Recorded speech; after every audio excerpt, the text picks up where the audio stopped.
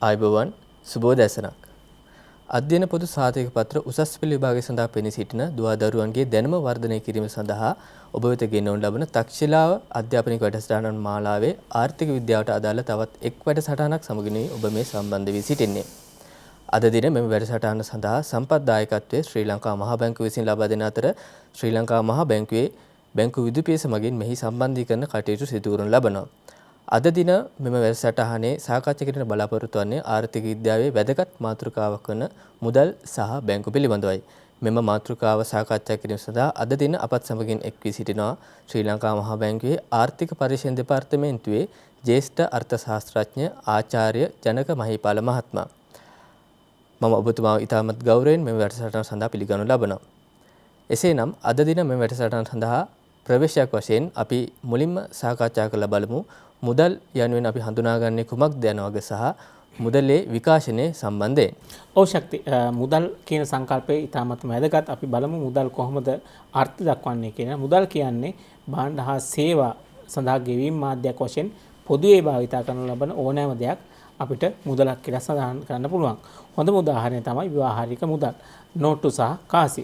හැබැයි අපි දැනගන්න ඕනේ ව්‍යවහාරික මුදල් නෝට්ටු සහ කාසි පමණක් නොවේ මුදල් කියන්නේ වෙනත් මුදල් වර්ගත් තියෙනවා කියන එක. එතකොට අපි මුදලේ විකාශනය ගැන සලකා බැලීමේදී අතීතයේ මිනිසුන් එදිනදා කටයුතු කර ගැනීම සඳහා භාණ්ඩ වෙනුවෙන් භාණ්ඩ හුවමාරු ක්‍රමයක් තමයි පවත්වාගෙන ගියේ. එතකොට අපි මේ ක්‍රමයට කියනවා බාටා ක්‍රමය කියලා. මෙම ක්‍රමය සඳහා දෙදෙනෙකුගේ උවමනා අතර ගැළපීමක් සිදු වෙන්න ඕනේ. ඒ කියන්නේ ද්විත සමපාතයක් පවතින්න ඕනේ. එම නිසා මෙම ක්‍රමය සාර්ථක ක්‍රමයක් වුණේ නැහැ. මොකද විවිධ කාරණා නිසා මෙම ක්‍රමය අසාර්ථක ක්‍රමයක් බවට පත් වුණා.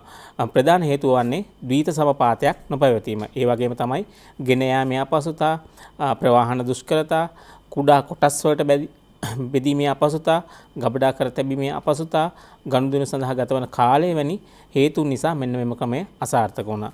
ඊට පසු කාලීනව මේ සඳහා තනි මාධ්‍යයක් පොදු මාධ්‍යයක් භාවිතා කිරීමට මිනිසුන් හුරු වුණා. ඒ අනුව බෙල්ලන්, මුතු, රත්රන් සහ පළඳින උපකරණ වැනි දේවල් මිනිසුන් පෙළඹුණා මුදල් වශයෙන් පාවිච්චි කරන්න.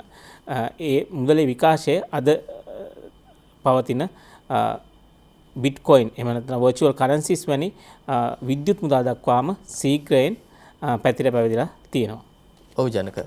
ඔබ ඊටමත් හොඳින් පැහැදිලි කරා මේ මුදල් වල විකාශය සහ මුදල් වල නිර්වචන පිළිබඳව. අපි එහෙමනම් දැන් යොමු උසස් පෙළ විභාගය සඳහා මෙම මුදල් වල නිර්වචනයක් ආශ්‍රයෙන් යොමු වූ ප්‍රශ්නයක් වෙතට. 2015 වසරේ උසස් පෙළ විභාගය සඳහා යොමු වූ ප්‍රශ්නය තමයි ඔබට තීරේ දිස්වන්නේ දැන්. එම ප්‍රශ්නයට අනුව ප්‍රශ්න විමසුවේ මුදල් නිර්වචනය කොට භාණ්ඩ හුවමාරු බාටර් ක්‍රමයක දක්නට ලැබුණු දුෂ්කරතා ඉවත් කරලීමට මුදල් සමත් වී ඇත්තේ කෙසේදයි සැකවින් විස්තර කරන්න. ජනක මෙවැනි ප්‍රශ්නයකට කොහොමද අපේ දුවදරුවන් පිළිතුරු සපයාගත යුත්තේ?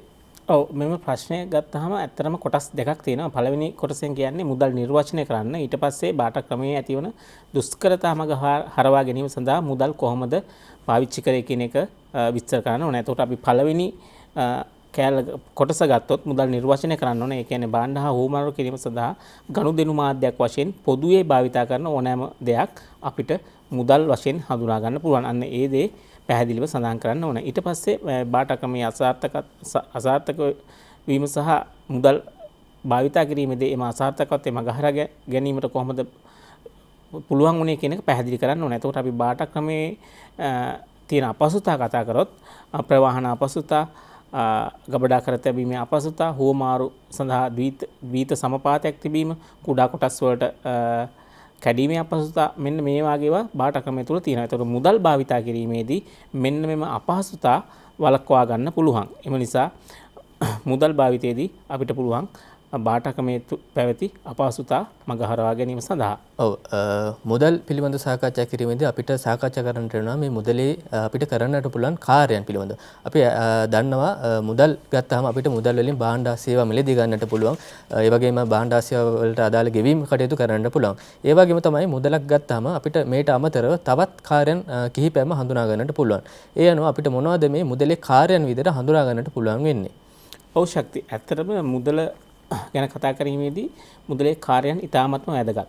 මක්නිසාදයක් මුදල එහි ස්වභාවය අනුව මේ මුදලක් කියලා තීරණය එහි කරන කාර්යයන් අනුවයි. ඒ නිසා අපි මෙහි කාර්යයන් කතා කිරීම ඉතාමත්ම වැදගත්. ප්‍රධාන වශයෙන් කාර්යයන් 4ක් අපිට විග්‍රහ කරන්න පුළුවන්. පළවෙනි කාර්යය තමයි විනිමය මාධ්‍යයක් වෙන්න ඕනේ. ඒ කියන්නේ මුදල් ඕනෑම දෙයක් හුවමාරු කිරීම සඳහා භාවිතා කරන්න පුළුවන් වෙන්න ඕනේ. ඒ වගේම තමයි වටිනාකම පිළිබඳ මිනුමක් වෙන්න ඕන. ඒ කියන්නේ යම් දෙයක වටිනාකමක් මුදල් මාර්ගයෙන් ප්‍රකාශ කරන්න පුළුවන් වෙන්න ඕන. ඒ කියන්නේ උදාහරණයක් විදිහට පොතක මිල ගත්තාම ඒක අපි රුපියල් 20යි හෝ 50යි වශයෙන් අපි නම් කරන්න පුළුවන්. ඊළඟ කාරණය තමයි වටිනාකමේ සන්නිධියක් වෙන්න ඕනේ. ඒ කියන්නේ හොඳ මුදලක ක්‍රය ශක්තිය වැඩි වටිනාකම ගබඩා කරලා තියාගන්න පුළුවන්.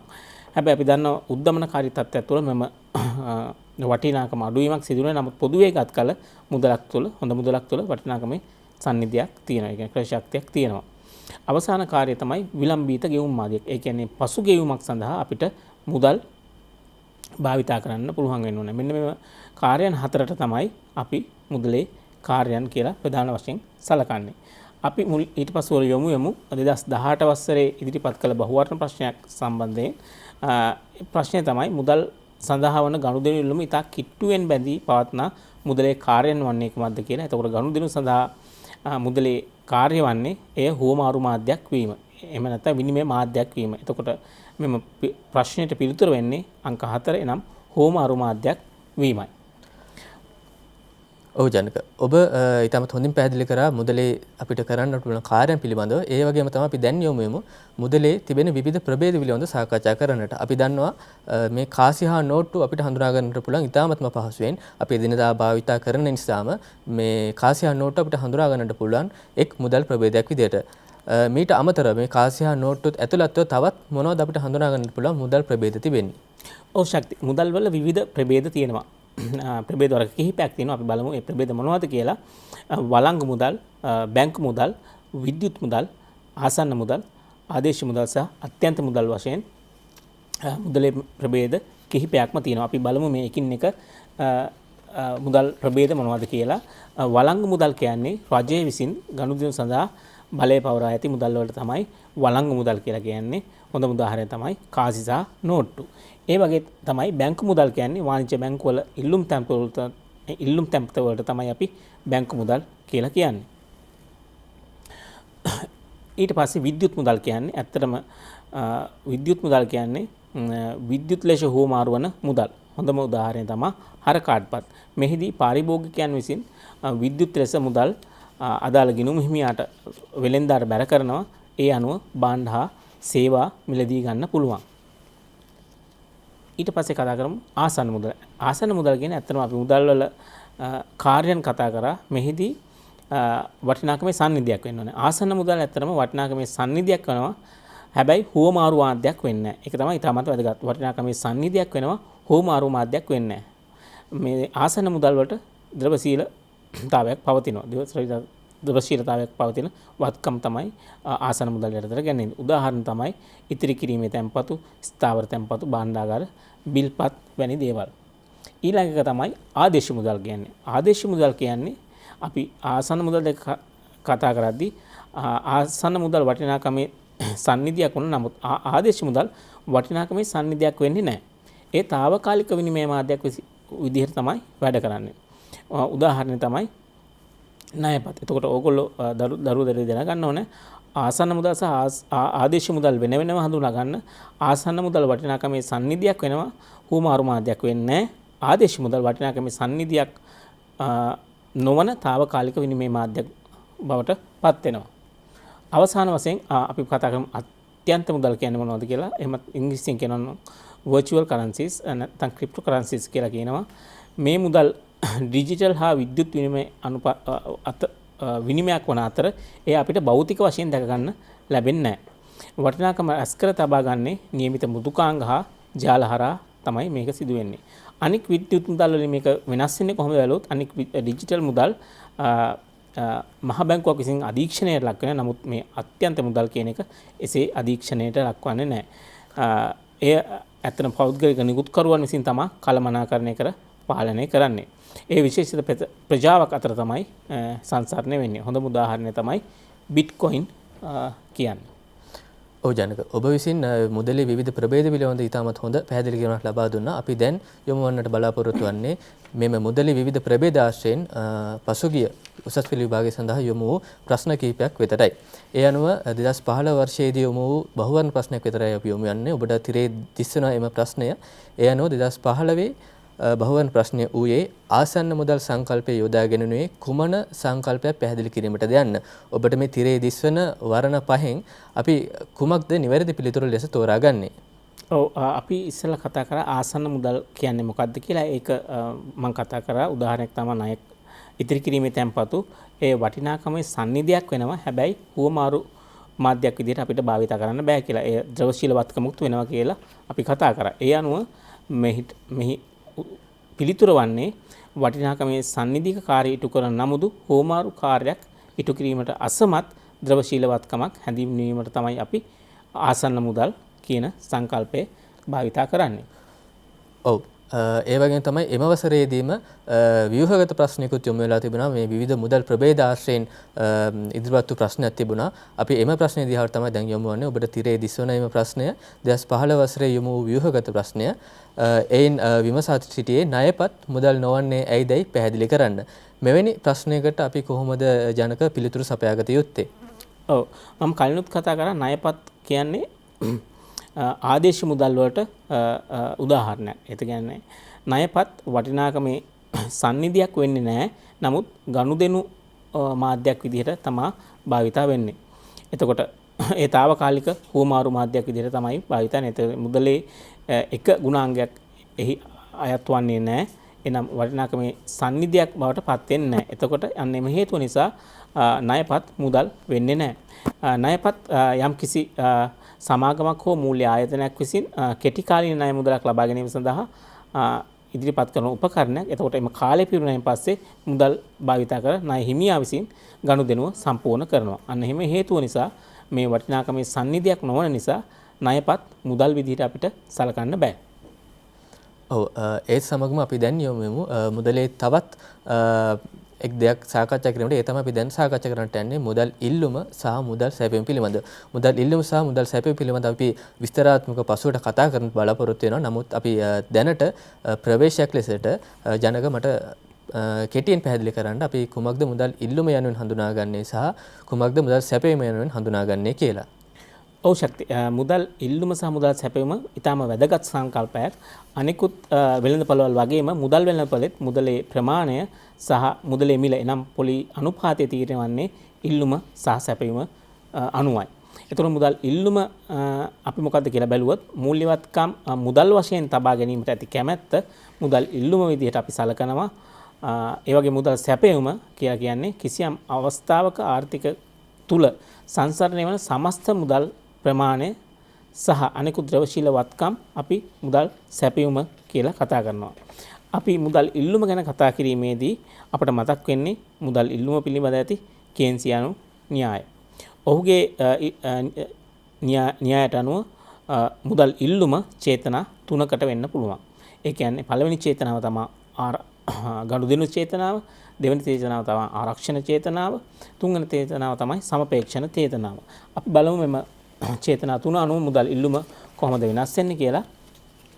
ගනුදෙනු චේතනාවේදී අපි කතා කරන්නේ ආදායම් ලැබීම සහ ගෙවීම අතර සිදුවන කාල පරිච්ඡේදයේදී අසමානතාවයක් පවතිනවා. එම අසමානතාවය පවතින නිසා ගනුදෙනු සුමට කිරීම සඳහා මිනිසුන් මුදල් ළඟ තබා ගැනීමට පෙළඹෙනවා. මෙන්න මෙම මුදලට ඉල්ලුම තමයි අපි ගනුදෙනු චේතනාව නිසා ඇතිවන ඉල්ලුම කියලා කියන්නේ. උදාහරණයක් විදිහට ගත්තොත් අපි දන්නවා මාසික වේතනයක් ලබන කෙනෙකුට ඔහුගේ වැටුප ලැබෙන්නේ කිසියම් මාසයේ එක්තරා දිනක ඔහුට එම මුදල මාසය පුරාවටම සිදුවන ගනුදෙනු සඳහා භාවිතා කරන්න වෙනවා. අන්න එම හේතුව නිසා ඔහු මුදල් වශයෙන් ළඟ තබා ගන්නවා. අන්න එම චේතනාව ගනුදෙනු චේතනාව නිසා මුදල් වලට ඇති ඉල්ලුම කියලා අපි හඳුන්වනවා. ඊට පස්සේ අපි ගලමු ආරක්ෂණ චේතනාව. ආරක්ෂණ චේතනාව කියන්නේ ඒ වගේම තමයි ආදායම් ලැබීම සිදුවන කාලයේදී යම්කිසි අනිශ්චිතතාවයක් පවතිනවා. එතකොට අනාගතයේ සිදුවන යම්කිසි මුදල් හදිස්සියක් හේතුවෙන් මුදලට ඇති ඉල්ලුම අපි මේ ආරක්ෂණ චේතනාව නිසා මුදලට ඇති ඉල්ලුම කියලා කියනවා. අපි බැලුවොත් මේ මුදලට ඇති ඉල්ලුම ආරක්ෂණ චේතනාව සහ ගනුදෙනු චේතනාව නිසා ඇතිවන ඉල්ලුම කොහොමද ආදායමත් එක්ක බලපාන්නේ කියලා. ඇත්තටම අපි දන්නවා පුද්ගලික ආදායම වැඩි නම් ඔහු මුදල් වලට තියෙන ඉල්ලුම වැඩි වෙනවා. මොකද ඔහු මුදල් භාවිතා කරලා ගනුදෙනු රාශියක් සිදු කරන නිසා. එතකොට අපි බැලුවොත් මෙන්න මෙම රූපසරණේ ඔයගලන්ට පැහැදිලිව පේනවා ඇති. සිරස්සක්ෂයෙන් ආදායමත් තිරස්සක්ෂයෙන් මුදලට ඇති ඉල්ලුමත්, ඒ කියන්නේ ගනුදෙනු චේතනාව සහ ආරක්ෂණ චේතනාව මත ඇතිවන ඉල්ලුමත් ප්‍රස්ථාරගත කළොත් එහි තියෙන්නේ ධන සම්බන්ධතාවයක්. ඒ කියන්නේ යම්කිසි පුද්ගලයෙකුගේ ආදායම වැඩි වෙන විට, එනම් y බිඳුවේ ඉඳලා y 1 දක්වා ආදායම වැඩි වෙන අවස්ථාවලදී ආරක්ෂණ චේතනාව හෝ ගනුදෙනු චේතනාව මතින් මුදලට ඇති ඉල්ලුම වැඩි වෙනවා. ඒ කියන්නේ L note වල ඉඳලා L1 දක්වා යනවා. ඒතර අපිට පැහැදිලිව කියන්න පුළුවන් යම් පුද්ගලයෙකුගේ ආදායම වැඩි නම් ඔහු මෙන්න මේ ආරක්ෂණ චේතනාව සහ ගනුදෙනු චේතනාව නිසා ඇතිවන මුදල් ඉල්ලුම වැඩි කියලා. ඒ වගේම තමයි යම් පුද්ගලයෙකුගේ ආදායම අඩු නම් ගනුදෙනු චේතනාව සහ ආරක්ෂණ චේතනාව යටතේ ඔහු මුදලට ඇති ඉල්ලුම අඩු වෙනවා කියලා අපිට පැහැදිලිව පේනවා. අපි ඊළඟට කතා කරමු ඊළඟ මුදල් ඉල්ලුම් වර්ගය, එනම් සමපේක්ෂණ චේතනාව යටතේ ඇතිවන මුදල් ඉල්ලුම. මේදී අපි දන්නවා මුදල් වශයෙන් සබා ගැනීමේදී අපිට අමතර ආදායමක් ලැබෙන්නේ නැහැ, පොලියක් ලැබෙන්නේ නැහැ. ඒ නිසා මුදල් වෙනත් වත්කමක් විදිහට, වෙනත් දෙයක් විදිහට අපිට තැන්පත් කරොත් පොලියක් හෝ වෙනත් ආදායමක් අපිට ලැබෙන්න පුළුවන්. ඒ නිසා ධනය ගබඩා කොට ඇති තබාගත හැකි අනෙකුත් වත්කම් සමග සැසඳීමේදී අවදානමකින් තොර වත්කමක් වශයෙන් මුදලට ඇති ඉල්ලුම අපි සමපේක්ෂණ චේතනාව යටතේ ඇතිවන ඉල්ලුම කියලා කියනවා. අපි දන්නවා පොලි අනුපාත පහළ යාමේදී අපිට පොලි ආදායම අඩු වෙනවා. ඒ නිසා මුදලට තියෙන ඉල්ලුම මුදල් වශයෙන් අපි තබා ගැනීමේ ඉල්ලුම වැඩි වෙනවා. ඒ වගේම තමයි පොලි අනුපාත ඉහළ යාමේදී අපි දන්නවා ඒ තුලින් අපිට අමතර ආදායමක් ලැබෙනවා. ඒ තුලින් මුදල සඳහා ඉල්ලුම පහළ යාමක් සිදු වෙනවා. මෙම රූපසරණය ඔයගොල්ලන්ට පැහැදිලි වෙනවා ඇති. තිරස් අක්ෂයෙන් පොලි අනුපාතයත් සිරස් අක්ෂයෙන් සමපේක්ෂණ චේතනාවට ඇතිවන මුදල් ඉල්ලුමත් පැහැදිලි කරලා තියෙනවා. ඒ අනුව පොලි අනුපාත වැඩිවීමේදී මුදලට ඇති ඉල්ලුම අඩු වෙනවා කියලා පැහැදිලි කරන්න පුළුවන්. පොලි අනුපාත අඩු වීමේදී මුදලට ඇති ඉල්ලුම වැඩි වෙනවා කියලා සඳහන් කරන්න පුළුවන්. ඒ අනුව පැහැදිලි පොලි අනුපාතය සහ සමපේක්ෂණ චේතනාවට මුදලට ඇති ඉල්ලුම අතර තියෙන්නේ ඍණ සම්බන්ධතාවයක් කියලා. ඔව් ජනක, ඔබ මුදල් ඉල්ලුම සහ මුදල් ඉල්ලුමට බලපාන සාධක, එහෙම නැත්නම් කුමන චේතනාවන් යටතේද මිනිස්සු මුදල් ඉල්ලුම් කරන්න කියලා ඉතාමත් සැකෙවින් පැහැදිලි කිරීමක් ලබා දුන්නා. අපි දැන් යමු වන්නේ මේ ආශ්‍රයෙන් යමු වූ උසස් පෙළ ප්‍රශ්නයක් වෙතටයි. ඔබට තිරේ දිස්වන එම ප්‍රශ්නය 2016 වර්ෂයේදී උසස් පෙළ විභාගය සඳහා යොමු වූ ප්‍රශ්නයක් වූයේ මේ ව්‍යුහගත ප්‍රශ්නයක්.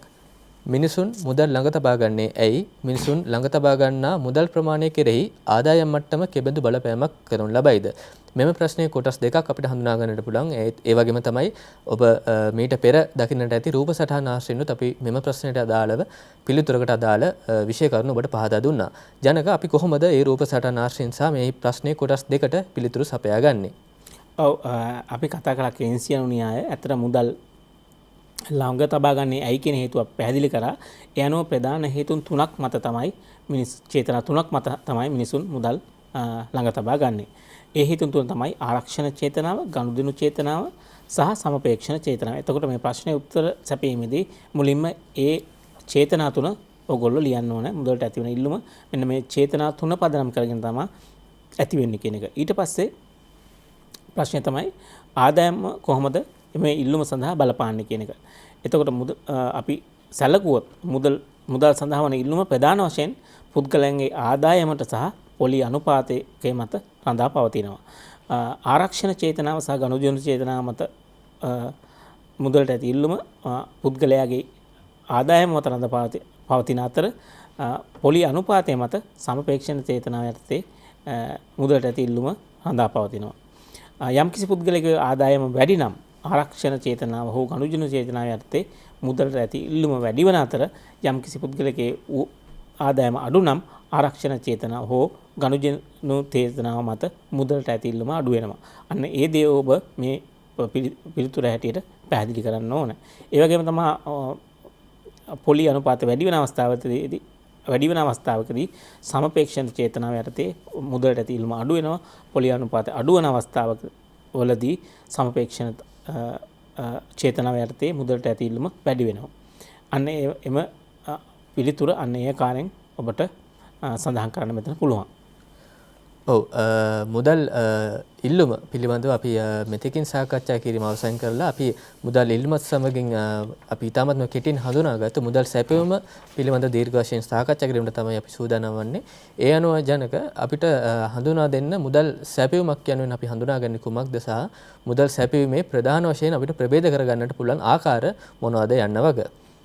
ඔව් ශක්ති මුදල් ඉල්ලුම වගේම මුදල් සැපයුමත් ඊටම වැදගත් සංකල්පයක්.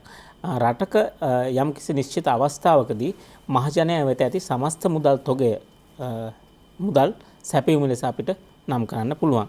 එතකොට මුදල් සැපයීමේ ප්‍රධාන කාණ්ඩ දෙකක් තියෙනවා. පළවෙනි කාණ්ඩය තමයි ව්‍යවහාර මුදල් කාසි සහ නෝට්ටු සහ දෙවෙනි කාණ්ඩය තමයි මූල්‍ය ආයතනවල ඇති තැන්පතු නම් කාලීන හා ඉතිරුම් තැන්පතු. මෙන්න මේ කාණ්ඩ දෙකෙන් තමයි මුදල් සැපයීම සමන්විත වෙන්නේ. අපි මුදල් සැපයීමේ ප්‍රභේද ගැන කතා කරොත් ඇත්තටම ප්‍රධාන වශයෙන් ප්‍රභේද තුනක් තියෙනවා. පදනම් මුදල්, එහෙම නැත්නම් අදබැලිත මුදල් හෝ සංචිත මුදල් කියලා කියන පළවෙනි ප්‍රභේදය. දෙවෙනි ඒකට අපි M බිඳුව කියන නම යොදනවා. දෙවෙනි ප්‍රභේදය තමයි පටු මුදල්. ඒ කියන්නේ M1 කියන එක. තුන්වෙනි ප්‍රභේදය තමයි පුළුල් මුදල්. ලංකාවේ මේ පුළුල් මුදල් සැපීමේ ආකාර තුනක් තියෙනවා. M2, M2B සහ M4 කියලා. මෙන්න මේ විදිහට තමයි මුදල් සැපීමේ ප්‍රභේද බෙදන්නේ. ඇයි අපි මේ විදිහට මුදල් සැපීමේ ප්‍රභේද බෙදන්නේ? අපි පටු මුදල් සහ පුළුල් මුදල් සැලකුවොත් එහි බෙදීම සිදු කරලා තියෙන්නේ ද්‍රවශීලතාවයේ අනුවයි. පටු මුදල් තමයි ද්‍රවශීලතාවය වැඩිම මුදල් සැපයීම. ඊට පස්සේ පුළුල් මුදල් සැපීමේ M2 සිට M4 දක්වා යනකොට එහි ද්‍රවශීලතාවයේ අඩු වෙන බව පැහැදිලි. ඔබට මේ රූප සටහනෙන් පේනවා ඇති M1 තමයි ද්‍රවශීලතාවය වැඩිම. M1 සිට ඈතට යන විට M2, M2B සහ M4 වල යන විට ඈතට යන විට එහි ද්‍රවශීලතාවය අඩු වෙලා යන බවක් පැහැදිලි කරන්න පුළුවන්. දැන් අපි බලමු මුදල් පදනම කියන්නේ මොකක්ද කියලා. මුදල් පදනම ඊටාම වැදගත් සංකල්පයක්. මොකද රටක මුදල් සැපයීමට ප්‍රධාන වශයෙන් බලපාන්නේ මුදල් සැපයීමයි. මුදල් පදනම රටක පවත්නා මුදල් තොගය හේවත් මුදල් සැපයීමට පදනම සපයන මුදල් තොගයයි. මේ සඳහා අපි අධිබැලිත මුදල් කියලාත් කියනවා. එහෙම නැත්නම් සංචිත මුදල් කියලාත් කියනවා. මොකද අධිබැලිත මුදල් කියන්නේ අපි පදනම් මුදල් එක එකකින් වෙනස් වැඩි කිරීමක් අඩු කිරීමක් කරොත් පදනම් මුදල් මේ සංචිත මුදල් එහෙම නැත්නම් මුදල් සැපයීම විශාල ප්‍රමාණයකින් වෙනස් වීමක් සිද්ධ වෙනවා. ඒ නිසා අපි මේ සඳහා අධිබැලිත මුදල් කියලා කියනවා. කොහොමද මේක වෙන්නේ? අපි බලමු පදනම් මුදල් කොහොමද අපිට විස්තර කරන්න පුළුවන් කියලා. ඇත්තටම මේ සඳහා මහ බැංකුවේ ශේෂ පත්‍රය අධ්‍යයනය කිරීම ඉතාමත් වැදගත්. ඒ තුලින් අපිට පදනම් මුදල් වල සංයුතිය මොකක්ද කියලා කියන්න පුළුවන්. අපි මහ බැංකුවේ ශේෂ පත්‍රයේ වගකීම් අංශය බැලුවොත් ප්‍රධාන වශයෙන් ආකාර තුනකින් අපිට සංචිත මුදල් එහෙම නැත්නම් පදනම් මුදල් විස්තර කරන්න පුළුවන්. පළවෙනි ආකාරය තමයි සංසරණයේ පවතින ව්‍යවහාර මුදල්. ඒ කියන්නේ මහජනයා සහ වාණිජ්‍ය බැංකු සතු පවතින සංසරණයේ පවතින මුදල් පළවෙනි කාණ්ඩයේ විදිහට ගන්න පුළුවන්. දෙවෙනි එක තමයි මහ බැංකුවේ පවත්නා වාණිජ්‍ය බැංකුවල තැන්පතු. වාණිජ්‍ය බැංකුවල තැන්පතුත් මහ බැංකුව තුල තියෙනවා. අන්න එම කාණ්ඩයත් අපිට මේ යටතට ගන්න පුළුවන්. තුන්වන කාණ්ඩය තමයි මහ බැංකුව රජයේ බැංකුකරු විදිහට වැඩ කරනවා. ඒ අනුව රාජ්‍ය නියෝජිත ආයතනවල තැන්පතුත් මහ බැංකුව තුල තියෙනවා. එතකොට මෙන්න මේ ආකාර තුන එනම් සංසරණයේ පවතින මුදල්, මහ බැංකුවේ පවත්නා වාණිජ්‍ය බැංකුවල තැන්පතු සහ මහ බැංකුවේ පවත්නා රාජ්‍ය නියෝජිත ආයතනවල තැන්පතු වල එකතුවකට තමයි අපි පදනම් මුදල් කියලා කියන්නේ. අපි වත්කම් අංශය බැලුවොත් ප්‍රධාන වශයෙන් ආකාර දෙකකට මේ පදනම් මුදල් විස්තර කරන්න පුළුවන්. පළවෙනි එක තමයි මහ බැංකුවේ ශුද්ධ දේශීය වත්කම්. දෙවෙනි එක තමයි මහ බැංකුවේ ශුද්ධ විදේශීය වත්කම්. එතකොට වත්කම් අංශය බැලුවොත් මහ බැංකුවේ ශුද්ධ දේශීය වත්කම් හෝ ශුද්ධ විදේශීය වත්කම් වැඩි වෙන අවස්ථාවලදී පදනම් මුදල් සැපයීම වැඩි වෙනවා. ශුද්ධ දේශීය වත්කම් හෝ ශුද්ධ විදේශීය වත්කම් අඩු වෙන අවස්ථාවලදී පදනම් මුදල් අඩුවීමක් සිද්ධ වෙනවා. දැන් අපි බලමු කොහොමද මේක සිද්ධ වෙන්නේ කියලා. උදාහරණයක් වශයෙන් ගත්තොත් මහ බැංකුව විදේශීය විනිමය වෙළඳපොලේ කාර්යයන් වලට මැදිහත් වීමක් සිද්ධ වෙනවා. එවැනි අවස්ථාවලදී මහ බැංකුව විදේශීය විනිමය මිලදී ගැනීමක් සිද්ධ කළොත් මහ බැංකුවේ සුද්ධ විදේශීය වත්කම් වැඩි වෙනවා. ඒ වගේම තමයි රජයට යම්කිසි ණයක් ලැබුණොත් ඒ ණය මහ බැංකුවට දෙනවා. ඊට අදාළ රුපියල් ප්‍රමාණයක් තමයි අපි රජයට ලබා දෙන්නේ. එතකොට මහ බැංකුවට විදේශ විනිමය එන අවස්ථාවකදී මහ බැංකුවේ සුද්ධ විදේශීය වත්කම් ප්‍රමාණය වැඩි වෙනවා. ඒ අනුව පදනම් මුදල් ප්‍රමාණය වැඩි වෙනවා. ඒ වගේම තමයි මහ බැංකුව විසින් රජයට ණය සපයන අවස්ථාවලදී භාණ්ඩාගාර බිල්පත් මිලදී ගැනීමේදී හෝ తాවකාලික අත්තිවකාරම් සැපයීමේදී එහිදීද මහ බැංකුවේ සුද්ධ දේශීය වත්කම් ප්‍රමාණය වැඩි වෙනවා. ඒ අනුව පදනම් මුදල් ප්‍රමාණය වැඩිවීමක් සිදු වෙනවා. ඒ වගේම තමයි මහ බැංකුව විසින් වාණිජ්‍ය බැංකුවලට ණය සැපයීමේදීත් මේ කාර්යම තමයි සිදු වෙන්නේ. මහ බැංකුවේ සුද්ධ දේශීය වත්කම් ප්‍රමාණය වැඩිවීම සිද්ධ වෙනවා. ඒ තුලින් පදනම් මුදල් ප්‍රමාණය වැඩිවීමක් සිද්ධ වෙනවා. ඔන්න ඔය ආකාරයට තමයි පදනම් මුදල් අඩු වැඩිවීම සිද්ධ වෙන්නේ.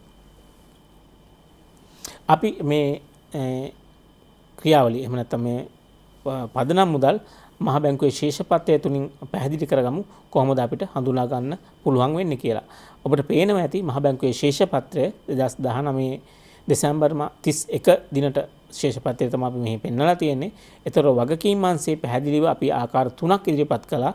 සංසරණයේ පවතින මුදල් ඒ රුපියල් බිලියන 678ක් වෙනවා. වාණිජ්‍ය බැංකු සතු මහ බැංකුවේ ඇති ගිණුම් ශේෂ රුපියල් බිලියන 254.5ක් වශයෙන් සඳහන් කරන්න පුළුවන්. එනෝ තුන්වන කාණ්ඩය වන රාජ්‍ය නියෝජිත ආයතන වල තැන්පතුත් ඉතා සුළු ප්‍රමාණයක් තියෙනවා. බිලියන 0.1ක් එහෙම නැත්නම් මිලියන 100ක් වශයෙන් අපිට සඳහන් කරන්න පුළුවන්. ඒ අනුව සමස්ත වගකීම් ප්‍රමාණය රුපියල් බිලියන 932.6ක් විදිහට අපිට සඳහන් කරන්න පුළුවන්. ඒ වගේම තමයි වත්කම් අංශය බැලුවත් මම කියව ආකාර දෙකකට තියෙනවා. සුද්ධ විදේශීය වත්කම් සහ සුද්ධ දේශීය වත්කම් විදිහට. එහිදී සමස්ත වත්කම් ප්‍රමාණයත් රුපියල් බිලියන 932.6ක් බවට පත් වෙනවා. එතකොට 2019 දෙසැම්බර් 31 දිනට සමස්ත මුදල් ප්‍රමාණය නැත්තම් පදනම් මුදල් ප්‍රමාණය රුපියල් බිලියන 932.6ක් විදිහට අපිට සලකා බලන්න පුළුවන්. මහ බැංකුවේ ශේෂ පත්‍රය බලපුවාම එහි විශේෂ ලක්ෂණයක් තියෙනවා. ඒ ලක්ෂණය තමයි සංසරණයේ පවතින මුදල් වගකීම් අංශය තමයි තියෙන්නේ.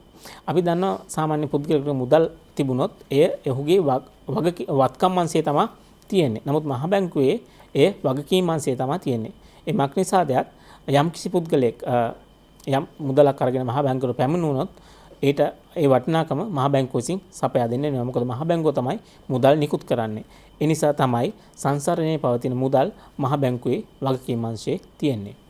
ඔව් ජනක. ඔබ පැහැදිලි කළ ආකාරයට අපිට හඳුනා ගන්නට පුළුවන් මේ පදනම් මුදල් සහ මුදල් සැපයීම අතර යම් කිසි වෙනසක් හඳුනා ගන්නට පුළුවන්. මොකද්ද මේ පදනම් මුදල් සහ මුදල් සැපයීම අතර තිබෙන වෙනස සහ මොකද්ද ඒ සඳහා බලපාන හේතු? අපිට ඊටමත් කෙටියෙන් පැහැදිලි කරන්න පුළුවන්ද මොකද්ද මේ සඳහා බලපාන හේතු කියලා? ඔව් පදනම් මුදල් සහ මුදල් සැපයීම අතර වෙනසක් තියෙනවා. පදනම් මුදල් වගේ කීප ගුණයක් තමයි මුදල් සැපයීම. ඒ කියන්නේ මෙම විශාලත්වයේ තීරණය මුදල් ගුණකය කියන සංකල්පයෙන්. අපිට මේ සටහනෙන් ඔයගලන්ට පැහැදිලි වෙනවා ඇති මුදල් සැපයීම කියන්නේ මුදල් ගුණකය වාරයක් පදනම් මුදල්. ඒ කියන්නේ යම් කෙනෙකුට මුදල් ගුණකය කුමක්ද කියලා හොයා ගන්න පුළුවන් නම් පදනම් මුදල් ප්‍රමාණය මුදල් සැපයීම පදනම් මුදල් වලින් බෙදුනොත් මුදල් ගුණකය අපිට ලබා ගන්න පුළුවන්. අපි මේ 2017 වසරේ දුන්න විභාග ප්‍රශ්නයක් වෙත යමු. අධිබලතේ මුදල් යන්නේ අදහස් කරන්නේ කුමක්ද? ආර්ථිකයේ අධිබලතේ මුදල් තොගය පාලනය කිරීම සඳහා මහ බැංකුවට හැකියාවක් තියෙනවද? පූර්ණ බලයක් තියෙනවද කියන එක තමයි අහන්නේ. එතකොට මේ ප්‍රශ්නය දෙකක් අහනවා. එකක් තමයි අධිබලතේ මුදල් කියන්නේ මොකක්ද? අපි සඳහන් කරා ඒක ආකාර තුනකට දෙන්න පුළුවන්. මහජනයා වෙත ඇති විවහාර මුදල්, මහ වාණිජ්‍ය බැංකු ඔය වාණිජ්‍ය බැංකුවල මහ බැංකුවේ ඇති තැන්පතු සහ රාජ්‍ය නියෝජිත ආයතනවල මහ බැංකුවේ ඇති තැන්පතු වලින් තමයි මේ සංචිත මුදල් එහෙම නැත්නම් අධිබලතේ මුදල් ලැබිලා තියෙන්නේ. එතකොට දෙවෙනි ප්‍රශ්නේ තමයි ඒ සඳහා පූර්ණ බලයක් තියනවද මහ බැංකුවට කියන එක. අපි උදාහරණයක් විදිහට ගත්තොත් රජයට යම් කිසි මුදල් අවශ්‍යතාවයක් සිදු වෙනකොට අපි දන්නවා COVID-19 වසංගතය වෙලාවේදී රජයට මුදල් අවශ්‍ය වුණා. ඒ වෙලාවේදී මහ බැංකුවෙන් තමයි මුදල් සැපීම කරේ. ඒ වගේ හදිසි අවස්ථාවලදී රජයට මුදල් අවශ්‍ය වුණාම මහ බැංකුවට ඒ සඳහා සහයෝගය දක්වන්න සිදු වෙනවා. ඒ නිසා රජයෙන් ඒ සඳහා අවශ්‍ය භාණ්ඩාගාර බිල්පත් ලබාගෙන ඊට අදාළ රුපියල් ප්‍රමාණයක් අපි රජයට ලබා දෙනවා. ඒ කියන්නේ මහ බැංකුවේ දේශීය සුද්ධ දේශීය වත්කම් ප්‍රමාණය වැඩි වෙන විට ඊට සමාන රුපියල් ප්‍රමාණයක් අපි රජයට ලබා දීලා තියෙනවා. ඒ වගේම තමයි රජයට යම්කිසි විදේශ රටකින් ණයක් ලැබුණොත් ඒ ණය මුදල මහ බැංකුවට ලබා දීලා තමයි ඊට අදාළ රුපියල් ප්‍රමාණය ලබා ගන්න. එතකොට ඒ වගේ අවස්ථාවකදී අපේ මහ බැංකුවේ සුද්ධ විදේශීය වත්කම් ප්‍රමාණය වැඩි වෙනවා. ඊට සමාන රුපියල් ප්‍රමාණයක් වැඩි වෙනවා. ඒ කියන්නේ පදනම් මුදල් ප්‍රමාණය ඊට සමාන ප්‍රමාණයකින් වැඩි වෙනවා. අන්න ඒ වගේ අවස්ථාවලදී මහ බැංකුවට අපිට පාලනය කරගන්න බෑ. මොකක් නිසාද? රජයට මුදල් අවශ්‍යතාවයක් සිදු වුණොත් මහ බැංකුව සිදු වෙන මේ මුදල් ප්‍රමාණය සපයන්න. ඒ නිසා අපිට කියන්න පුළුවන් මුදල් තොගේ පාලනය කිරීම සඳහා මහ බැංකුවට පූර්ණ බලයක් නොමැත කියලා. ඔව් අපි මේ වන විට සාකච්ඡා කරමින් සිටින්නේ මුදල් සැපයීමේ විවිධ අර්ථකථන එහෙම නැත්නම් මුදල් සැපයීමේ විවිධ ප්‍රභේද සම්බන්ධයෙන්. අපි මුලදීම හඳුනාගත්ත මුදල් සැපයීමේ ප්‍රභේද තුනක් පදනම් මුදල්, පටු මුදල් සහ පුළුල් මුදල් වශයෙන්. අපි පදනම් මුදල් පිළිබඳව ජනක ඔබ ඉතාමත්ම විස්තරාත්මක වශයෙන් පැහැදිලි කිරීමක් කරා. අපි දැන් හඳුනා ගනිමු ඉතිරි ප්‍රභේද දෙක. ඒ තමයි පටු මුදල් සහ පුළුල් මුදල්. මුදල් සැපයීමේ පටු මුදල් සහ පුළුල් මුදල් යනුවෙන් අපි හඳුනාගන්නේ කුමක්ද යන්න සහ මෙහි අන්තර්ගතයන් කුමක්ද පිළිබඳව කිටි හැඳින්වීමක් කරන්න පුළුවන්ද ජනක? ඔව් ශක්තිය. අපි මුලින්ම කතා කරා මුදල් වර්ග තුනක් තියෙනවා. ප්‍රධාන වශයෙන් පදනම් මුදල්, පටු මුදල් සහ පුළුල් මුදල් සැපයීම. ඒතකොට මුලින්ම සාකච්ඡා කරේ පදනම් මුදල්. අපි දැන් සාකච්ඡා කරමු මේ පටු මුදල් සහ පුළුල් මුදල් සැපයීම කියන්නේ මොකක්ද කියලා. එතකොට මම පැහැදිලි කරා මේ දවශීලතාවය වෙනස් වෙන විදිහට තමයි මේ මුදල් සැපයීම වෙනස් කරන්නේ. අපි මුලින් බලමු පටු මුදල් කියන්නේ මොකක්ද කියලා. පටු මුදල් කියන්නේ අපිට තිරේ පැහැදිලි වෙන නැති මහජනයා වෙත ඇති විවහාර මුදල් සහ මහජනයා සතු වාණිජ්‍ය බැංකුවල ඉල්ලුම් තැන්පතු වලට තමයි පටු මුදල් කියලා කියන්නේ. අපි බලමු ඊළඟට මුදල් සැපීමේ පුළුල් මුදල් සැපීමේ අනිත් ප්‍රභේද මොනවද කියලා ඊළඟ සාකච්ඡා කරමු. පුළුල් මුදල් සැපීම M2 කියන එක. එතකොට අපිට M2 වලට අපි එහෙම නැත්නම් M2ට අපි කියන්න පුළුවන් M1 වල තියෙන සංරචක වලට අමතරව වාණිජ්‍ය බැංකුවල දේශීය බැංකු ඒකකවල මහජනයා සතු ඇති කාලීන හා ඉතුරු තැන්පතු වල එකතුවක් ගත්තාම තමයි M2 කියන මුදල් සැපයීම ඇති වෙන්නේ. ඊට පස්සේ ඊළඟ මුදල් සැපයීම තමයි ඒකාබද්ධ පුළුල් මුදල් සැපයීම. ඒක විශේෂ මුදල් සැපයීමක්. ඇත්තටම M2B කියලා කියන්නේ පුළුල් මුදල් සැපයීමේ තියෙන සංඝටක වලට අමතරව තවත් සංඝටක දෙකක් එක් වෙනවා. ඒ දෙක තමයි වාණිජ්‍ය බැංකුවල අනේවාර්ෂික විවහාර මුදල් ඒකක විවහාර මුදල් වල ගිණුම් වලින් 50% ගන්නවා. ඊට අමතරව විදේශී විවහාර මුදල් බැංකු ඒකක වලින් බැංකු ඒකකවල ඇති මහ ජනතාවගේ තැන්පතුත් අපි ලබා ගන්නවා. ඒ අනුව පුළුල් මුදල් සැපයීම මෙන්න මේ ආකාර තුනෙන් අපිට විස්තර කරන්න පුළුවන්. ඒ වගේම තමයි අවසාන මුදල් සැපයීම M4 අපිට පුළුල් මුදල් සැපයීම ඒ සංරචක වලට අමතරව තවත් එක් සංරචකයක් එක්කිනවා. ඒ තමයි බලපත්‍රලාභී විශේෂිත බැංකු සහ මූල්‍ය සමාගම් වල මහජනයා සම්පතු කාලීන හා ඉතුරු කිරීමේ තැන්පතුත් එකතු වෙනවා. එතකොට මෙන්න මේ සියල්ලම එක් වුණාම තමයි පුළුල් මුදල් සැපයීම M4 අපිට අර්ථ දක්වන්න පුළුවන් වෙන්නේ. අපි බලමු මේ මුදල් සැපීමේ සංවිතය කොහොමද තියෙන්නේ කියලා. මුලින්ම 2019 වර්ෂයේ අපිට සැලකුවොත් විවහාර මුදල් තියෙනවා 5.14ක්. ඉල්ලුම් තැන්පතු තියෙනවා 3.4ක්. කාලීන හා ඉතිරි කිරීමෙන් තැන්පතු තමයි වැඩි ප්‍රමාණයක් තියෙන 91.53ක්. ඒ යටතේත් වාණිජ්‍ය බැංකු ඒකකවල තමයි එහි වැඩි ප්‍රමාණයක්ම තියෙන 70.30ක්. ඔව් ජනක ඔබ ඊටමත් හොඳින් පැහැදිලි කරා මුදල් සැපීමේ විවිධ ප්‍රභේද සම්බන්ධයෙන්. අපි දැන් යොමුමු මේ මුදල් සැපීමේ විවිධ ප්‍රභේද ආශ්‍රයෙන් උසස් පෙළ විභාගය සඳහා යොමු ප්‍රශ්න කිහිපයක් වෙතට.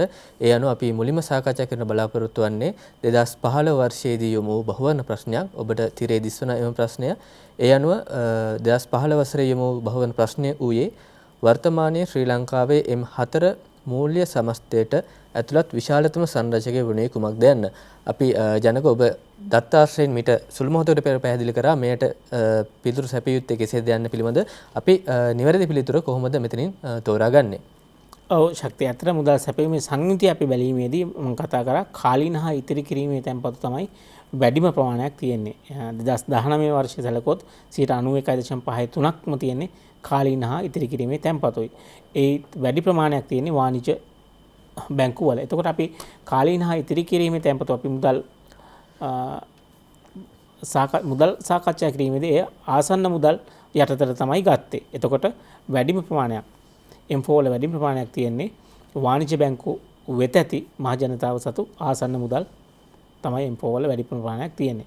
ඒතර උත්තරය වන්නේ වාණිජ බැංකු වෙත ඇති මහ ජනතාව සතු ආසන්න මුදල් කියන පිළිතුර. ඔව් ජනක. ඒ වගේම තමයි 2019 වසරේ පසුගිය වසරේ උසස් පෙළ විභාගයේදී යොමු ව්‍යුහගත ප්‍රශ්නයක් විතරයි අපි දැන් යොමු වන්නේ. එයත් යොමු වූයේ මේ මුදල් සැපයීමේ ප්‍රභේදාශ්‍රයෙන්.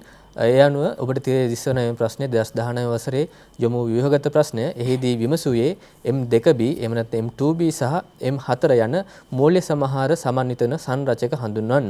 මේ සඳහා කොහොමද අපේ දුවදරුවන් පිළිතුරු සැපිය යුත්තේ? ඔව් දුවදරුවෝ ඇත්තටම මේ ගැන මේවට උත්තර සපයද්දී පටු මුදල් සැපීමේ සහ පුළුල් මුදල් සැපීමේ මොනවද තියෙන සංරක්ෂක කියලා හොඳ අවධානයක් තියෙන්න ඕනේ. දැන් මෙතන M2B සහ M4 යන සංරක්ෂක තමයි අරන් තියෙන්නේ. ඒ කියන්නේ පුළුල් මුදල් සැපීමේ අවසාන කාණ්ඩ දෙක තමයි මේගොල්ලෝ අහන්නේ. එතකොට අපි දන්නවා M2Bට පටු මුදල් සහ M2 යන මුදල් වල තියෙන සංරක්ෂකත් එක් වෙනවා. ඊට අමතරව තවත් සංරක්ෂක දෙකක් එක් වෙනවා. එතකොට M2B හඳුන්වද්දී ඒ සියල්ලම ඔයගොල්ලෝ දැනගෙන ඉන්න ඕන. එතකොට අපි බලමු M2Bට අයත් වෙන්නේ මොනවද කියලා.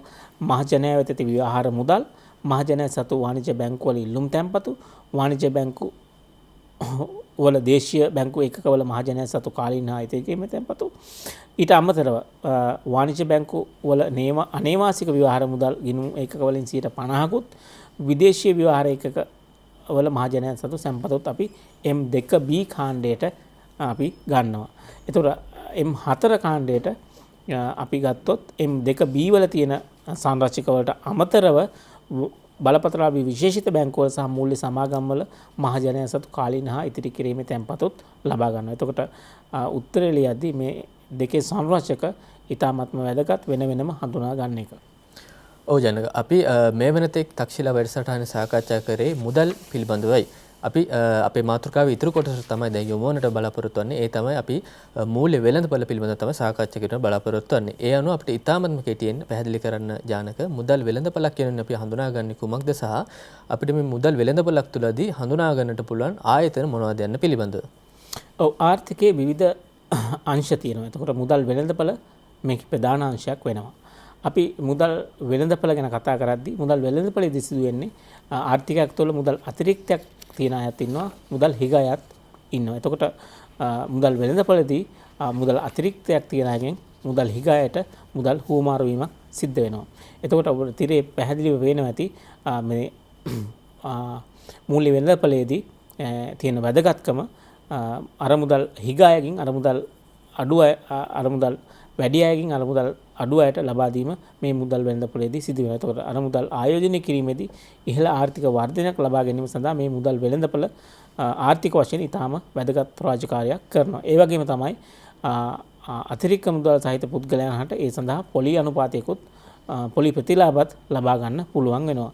අපි බලමු මේ මුදල් වෙළඳපොළේ ප්‍රධාන ආයතන මූල්‍ය ආයතන මොනවද කියලා. ප්‍රධානම ආයතනය තමයි ශ්‍රී ලංකා මහ බැංකුව. ඊට අමතර වාණිජ්‍ය බලපත්‍රලාභී වාණිජ්‍ය බැංකු 26ක් තියෙනවා. බලපත්‍රලාභී විශේෂිත බැංකු 6ක් තියෙනවා. බලපත්‍රලාභී මූල්‍ය මුදල් සමාගම් 41ක් තියෙනවා.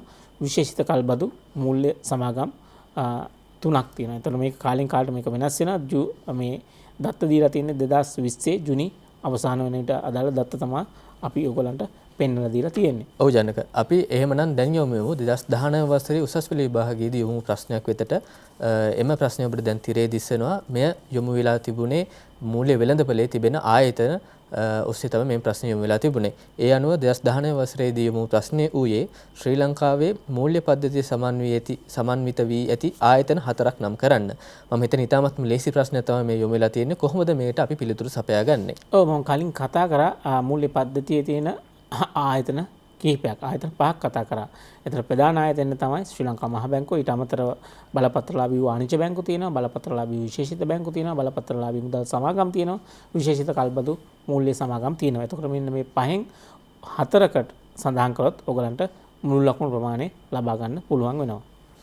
ඔව් ජනක අපි දැන් සාකච්ඡා කරන සිටින්නේ මූල්‍ය පද්ධතිය මූල්‍ය වෙළඳපළ පිළිබඳ අපි එහිදී සඳහන් කරා මූල්‍ය වෙළඳපළක් තුළ ශ්‍රී ලංකා මහ බැංකුව ඉතාමත්ම සුවිශේෂී ස්ථානයක් ගන්නා බව.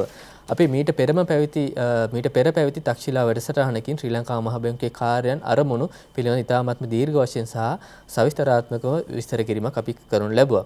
නමුත් මෙම වැඩසටහනේ මෙම අද දින සාකච්ඡා කරන මාතෘකාවට අදාළව සාකච්ඡාව ඉදිරියට ගෙන යාම සඳහා මම කැමති ජනක ඔබෙන් දැනගන්නට මූල්‍ය වෙළඳපළත් තුළ ශ්‍රී ලංකා මහ බැංකුවක් යනුවෙන් හඳුනාගන්නේ කුමක්ද සහ ශ්‍රී ලංකා මහ බැංකුවේ ප්‍රධාන අරමුණු යනුවෙන් අපි හඳුනාගන්නේ මොනවද යන්න පිළිබඳ විස්තරයක් මම ඔබෙන් බලාපොරොත්තු වෙනවා. ඔව් අපි මහ බැංකුව ගැන කතා කරද්දී මහ බැංකුවේ මූල්‍ය ක්‍රමයේ ප්‍රධාන නියාමන ආයතනයේ වශයෙන් මහ බැංකුව අපිට හඳුනා ගන්න පුළුවන්. ඒ ආයතන තුළ ප්‍රධාන අරමුණු දෙකක් තියෙනවා. පළවෙනි අරමුණ තමයි ආර්ථික සහ මිල ස්ථායීතාවය. දෙවන අරමුණ තමයි මූල්‍ය පද්ධතියේ ස්ථායීතාවය. අපි බලමු ආර්ථික සහ මිල ස්ථායීතාවය කියන්නේ මොකක්ද කියලා. මිල ස්ථායීතාවය කියන්නේ මිල මට්ටම් වල වෙනස් වීම අඩු මට්ටමක නම් උද්දමනයේ අඩු සහ ස්ථාවර මට්ටමක පවත්වා ගැනීම විචල්යන්ගෙන් අඩු මට්ටමක පවත්වාගෙන යෑම තමයි අපි මිල ස්ථායීතාවය කියලා කියන්නේ. උද්දමනකාරී තත්ත්වයක් හෝ අවදමනකාරී තත්ත්වයක් තුලින් ආර්ථිකයට අයහපත් ප්‍රතිඵල ලබා දෙන්න පුළුවන්. ඒ නිසා මිල ස්ථායීතාවය ළඟා කර ගැනීම සඳහා ආර්ථිකයේ වර්ධනයට ඉතාම වැදගත්. ඒ නිසා තමයි ශ්‍රී ලංකා මහ බැංකුව ආර්ථික මිල ස්ථායීතාවය ළඟා කර ගැනීම සඳහා සිය මුදල් ප්‍රතිපත්තිය ක්‍රියාත්මක කරන්නේ. මූල්‍ය පද්ධතියේ ස්ථායීතාවය කියලා කියන්නේ දේශීය හා විදේශීය වශයෙන් ඇතිවන කම්පන වලට මුහුණ දී නොසැලී සිටීමට මූල්‍ය පද්ධතියේ ඇති හැකියාව තමයි අපි මූල්‍ය පද්ධතියේ ස්ථායීතාවය කියලා කියන්නේ. දැන් මිල ස්ථායීතාවය වගේම මූල්‍ය පද්ධතියේ ස්ථායීතාවයත් ඉතාමත්ම වැදගත් වෙනවා. මක්නිසාදයක් ඉතුරු සඳහා විශ්වාසය ඇති කිරීමට මූල්‍ය ප්‍රතිපත්ති මුදල් ප්‍රතිපත්තියේ කාර්යක්ෂම සිදු කිරීම සඳහා මේ මූල්‍ය පද්ධතියේ ස්ථායීතාවය ඉතාමත්ම වැදගත්. ඒ වගේම තමයි කාර්යක්ෂම මුදල් අතරමැදිකරණයකට සම්පත් කාර්යක්ෂම අයුරින් බෙදී යාමට මේ මූල්‍ය පද්ධතියේ ස්ථායීතාවය ඉතාමත්ම වැදගත් වෙනවා. ඔව් ජනක මුදල් වෙළඳපළ පිළිබඳ සාකච්ඡා කිරීමේදී අපි ශ්‍රී ලංකා මහ බැංකුවේ අරමුණු සාකච්ඡා කරා. ඉන් අනතුරු අපි දැන් සාකච්ඡා කරමු වාණිජ්‍ය බැංකුවක් යනුවෙන් අපි හඳුනාගන්නේ කුමක්ද? මූල්‍ය පද්ධතිය තුළ වාණිජ්‍ය බැංකුවක තිබෙන සුවිශේෂී කාර්යභාරය කුමක්ද යන්න අපි දැන් හඳුනාගනිමු. ඔව් ශක්ති. දැන් මූල්‍ය පද්ධතියේදී වාණිජ්‍ය බැංකුව තමයි තවත් එක් විශේෂ අංශයක් වෙන්නේ. ඒතර වාණිජ්‍ය බැංකුව වලින් සිදු කරන්නේ ආර්ථිකයේ අතිරික්ත මුදල් ඇති පුද්ගලයන්ගෙන් මුදල් හිග පුද්ගලයන්ට ඒ මුදල් ලබා දීම තමයි මෙතන සිදු කරන්නේ. ඒ කියන්නේ ණය වශයෙන් නිකුත් කරන සයිලුම් තැන්පත් වශයෙන් පවත්වාගෙන යාම මූල්‍ය ආයතන මගින් සිදු කරනවා.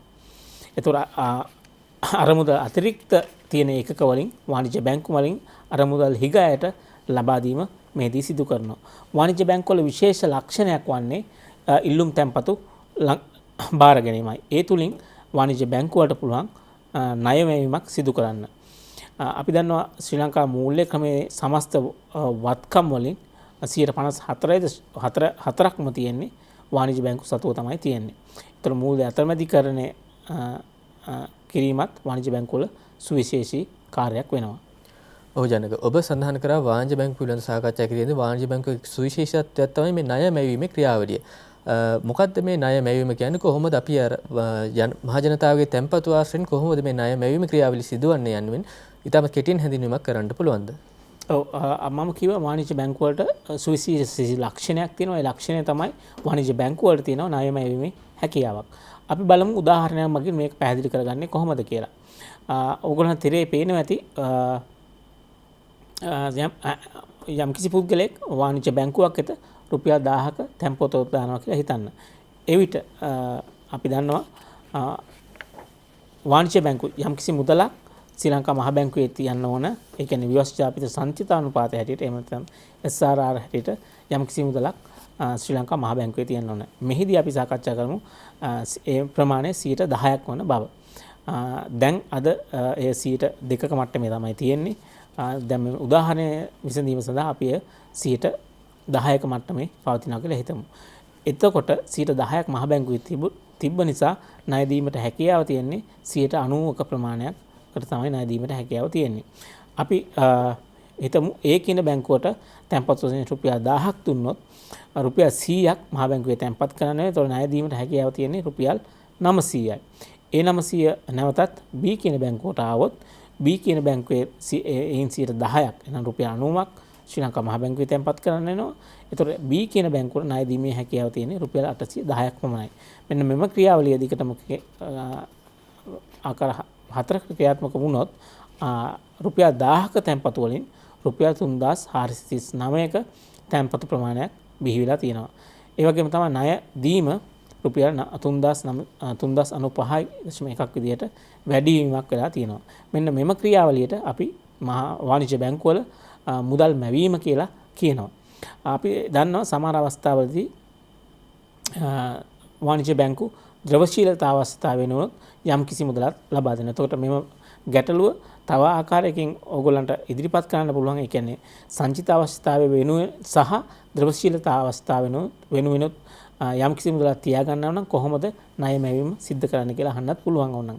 එතකොට අපි දැනගන්න ඕනේ ව්‍යවස්ථාපිත සංචිත අනුපාතයට සහ ද්‍රවශීලතා අවස්ථාවට යම් කිසි මුදලක් වෙන් කරලා ඉතුරු ප්‍රමාණය තමයි ණය දීම සඳහා වාණිජ්‍ය බැංකු භාවිතා කරන්නේ. එතකොට ඒ ගැටලුව විසඳද්දී ඔයගොල්ලෝ දුවදරුව දැනගන්න ඕනේ ඒ ගැටලුව දෙන ආකාරයට පිළිතුරු සැපයීම සිද්ධ කරන්න. එතකොට දැන් මේ ණය මැවීම කොහොමද සිද්ධ කරන්න කියපුවාම ණය ගුණකය කියන සංකල්පය ඉතාමත්ම වැදගත් වෙනවා. ණය ගුණකය නැත්නම් ක්‍රෙඩිට් මල්ටිපලයර් කියන්නේ එක බෙදීම සංචිත අනුපාතය නැත්නම් එක බෙදීම SRR.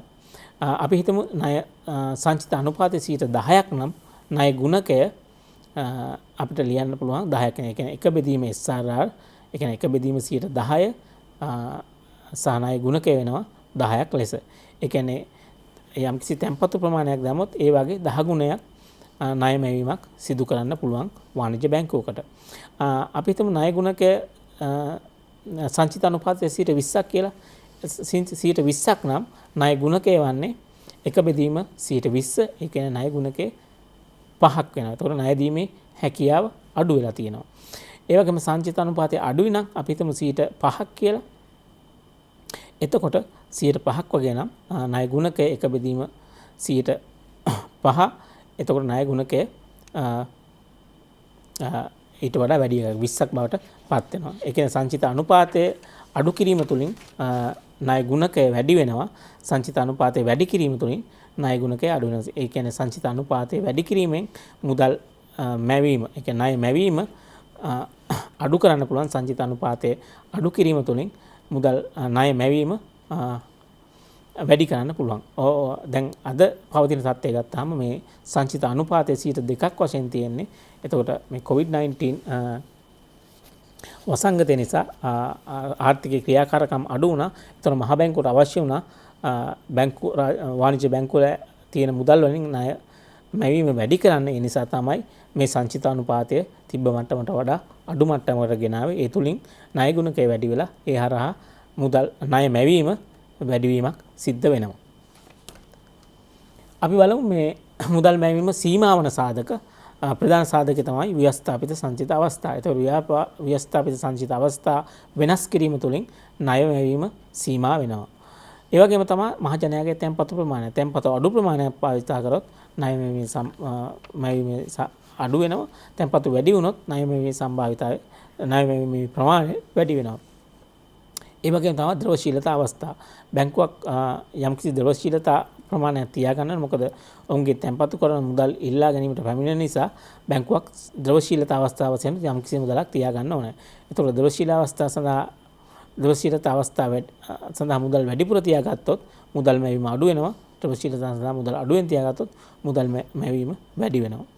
ඊට අමතරව මහ බැංකුවේ ණය පාලන ක්‍රම 2012 වර්ෂයේදී මහ බැංකුව මෙම ක්‍රමය අනුගමනය කළා. ණය මැවීම පාලනය කිරීම සඳහා එවැනි ක්‍රමත් මුදල් මැවීම සීමා කරන සාධක වෙනවා.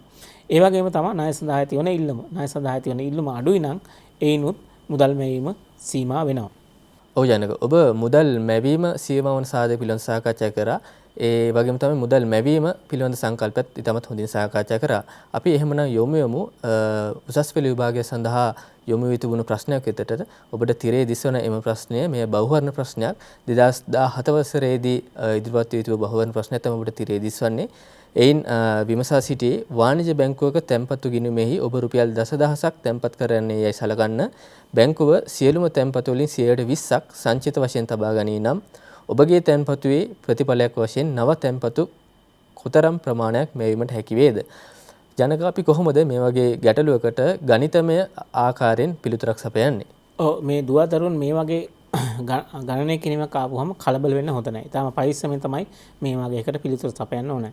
දැන් මෙතන රුපියල් 10000ක තැන්පතු ප්‍රමාණයක් තමයි ලබා දෙන්නේ සංචිතානුපාතය 20%ක් කියලා දීලා තියෙනවා. ඒතර යම් කෙනෙක් මේ 10000ම ණය දෙන්න පුළුවන් කියලා හිතලා සංචිතානුපාතයෙන් වැඩි කරොත් ඒ කියන්නේ ණය ගුණකය එක බෙදීම SRR කියලා අරගෙන ගාන හැදුවොත් ඒ කියන්නේ 10000 වැඩි කිරීම ණය ගුණකය ගත්තොත් එන්නේ වෙනත් උත්තරයක්. ඒ කියන්නේ එන්නේ රුපියල් 50000 කියන උත්තරේ තමයි එන්නේ. එතකොට මේ දරුවෝ දැනගන්න ඕන මේ ගාන ඊටාම විශ්ලේෂණාත්මකව කියවලා උත්තරේ සපයන්න. එතකොට දැන් මෙතන 20%ක් සංචිතානුපාත වශයෙන් තියාගන්න වෙනවා. ඒ කියන්නේ රුපියල් 10000න් රුපියල් 2000ක් සංචිත වශයෙන් තියාගන්න ඕන. එතකොට ණය මැවීම සඳහා අපිට රුපියල් 8000ක ප්‍රමාණයක් තමයි භාවිතා කරන්න වෙන්නේ. ඒ කියන්නේ තැන්පතු වශයෙන් රුපියල් 8000ක ප්‍රමාණයක් තමයි ණය දීම සඳහා අපිට ඉතුරු වෙලා තියෙන්නේ. එතකොට ණය මැවීම අපිට 8000න් තමයි සහ ණය ගුණකයෙන් තමයි අපිට ලබා ගන්න වෙන්නේ. ඒ කියන්නේ 8000 වැඩි කිරීම එක බෙදීමේ SRR ඒ කියන්නේ රුපියල් 40000යි. එතකොට මේ ගාන විසඳීමේදී ඔයගොල්ලෝ කලබල වෙන්න හොඳ නැහැ. ඊටමත් පරිස්සමෙන් කොච්චර ප්‍රමාණයක් සංචිත අනුපාත වශයෙන් තියන්න ඕනද සහ ණය මැවීම සඳහා කොපමණ ප්‍රමාණයක් භාවිතා වෙනවද කියන එක පැහැදිලිව තේරුම් අරගෙන ගාන හැදීම වැදගත් වෙනවා. එතකොට මෙතන පිළිතුර වෙන්නේ රුපියල් 40000. ඔව් ජනක පසුගිය විභාග සඳහා උසස් පෙළ විභාගය සඳහා යොමු ප්‍රශ්න විතර අපි යොමු වන්නේ මේ ව්‍යුහගත ප්‍රශ්නය. මෙම ප්‍රශ්නය සඳහා පිළිතුරු සපයා ගන්නේ කෙසේද? මෙයත් මුදල් මැවීම, ණය මැවීම, තැන්පතු අලුතෙන් මැවීම ආශ්‍රයෙන් තමයි මෙම ප්‍රශ්න යොමු වෙලා තිබුණේ. ඔව් මෙහිදී පළවෙනි පිළිතුර වන්නේ සංචිත ප්‍රමාණයයි. ඒ කියන්නේ රුපියල් 10000ක ප්‍රමාණයක් දෙනවා 100 සංචිත අනුපාතය 25%. එතකොට මහා බැංකුවේ තැන්පත් කරන්න ඕන රුපියල් 2500ක්. එතකොට රුපියල් 2500ක් තැන්පත් කළාම අදාළ බැංකුවට ණය දීම සඳහා ඉතුරු වන්නේ රුපියල් 7500ක ප්‍රමාණයක් විතරයි. එතකොට බැංකුවට ලබා දිය හැකි උපරිම ණය ප්‍රමාණය තමයි රුපියල් 7500.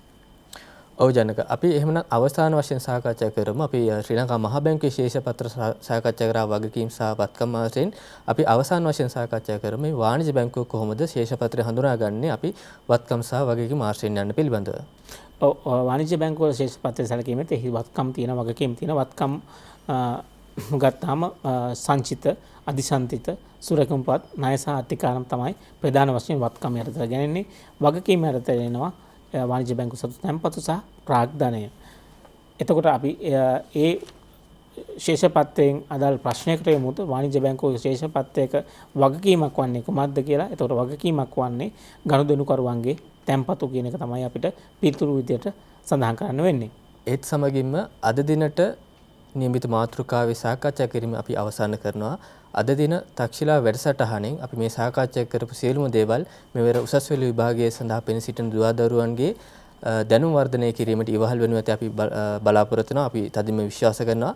ඒ වගේම තමයි අද දින මේ වැඩසටහන සඳහා සම්පත්දායකත්වය ලබා දීම වෙනුවෙන් ශ්‍රී ලංකා මහා බැංකුවේ ආර්ථික පරීක්ෂණ දෙපාර්තමේන්තුවටත් මේ වැඩසටහනේ සම්බන්ධීකරණ කටයුතු සිදු කිරීම වෙනුවෙන් ශ්‍රී ලංකා මහා බැංකුවේ බැංකු විදුපීසේ කාර්ය මණ්ඩලයටත් ඒ වගේම තමයි මෙවැනි හරවත් වැඩසටහන් ඉදිරිපත් කරමින් දුවදරුවන්ගේ දැනුම වර්ධනය කිරීමට නිරතුරුවම කටයුතු කරන ස්වාධීන රූපවාහිනී සේවයටත් අපගේ ස්තුතිය මේ අවස්ථාවේදී පිරිනමනවා.